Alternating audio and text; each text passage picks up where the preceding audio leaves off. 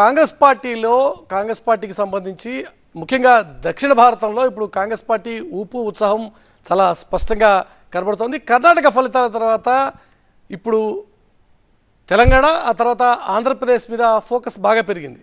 గతంలో సమూలంగా కాంగ్రెస్ పార్టీ ఆంధ్రప్రదేశ్లో తుడుచుకుపోయినప్పటికీ కూడా ఆ పార్టీ మళ్ళీ తిరిగి కొత్త ఆశలు చిగురిస్తాయి అనేటువంటి ఒక నమ్మకంతో ఉంది. ఏపీ రాజకీయాల్లో కొత్త సమీకరణలు రాబోతున్నాయా? బీజేపీ నాన్సుడి ధోరణి కొత్త కూటమికి దారితీస్తుందా?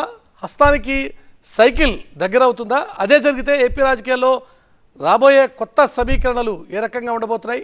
తెలంగాణ ఎన్నికల తర్వాత తెలుగు రాష్ట్రాల్లో ఇప్పుడు ఇదే హాట్ టాపిక్గా మారింది.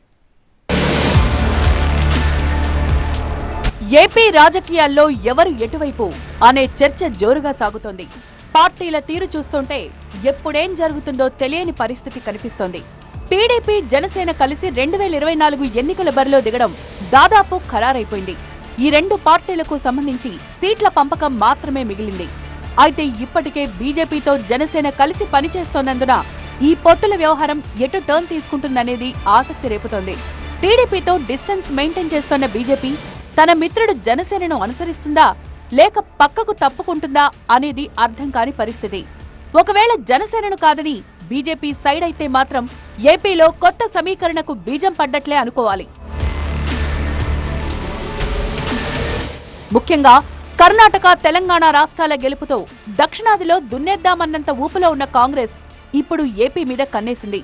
రాష్ట్ర విభజన తర్వాత దాదాపుగా ఏపీలో జీరోగా మారిన పార్టీని పునరుత్తేజం దిశగా తీసుకువెళ్లాలని చూస్తోంది కాంగ్రెస్ హైకమాండ్.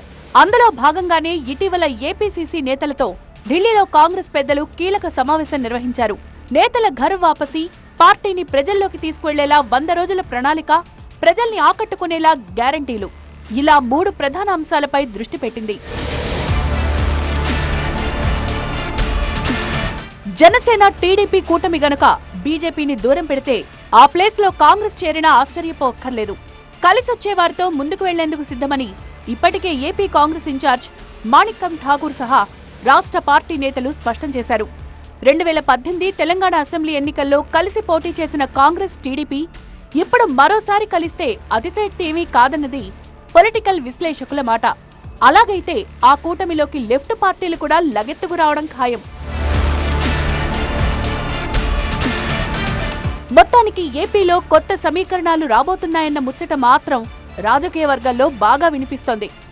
ఏపీ ప్రజల్ని బీజేపీ మోసం చేసిందని, అధికారంలోకొస్తే విభజన హామీల్లో కీలకమైన ప్రత్యేక హోదాని ఇచ్చి తీరుతామని కాంగ్రెస్ అంటోంది.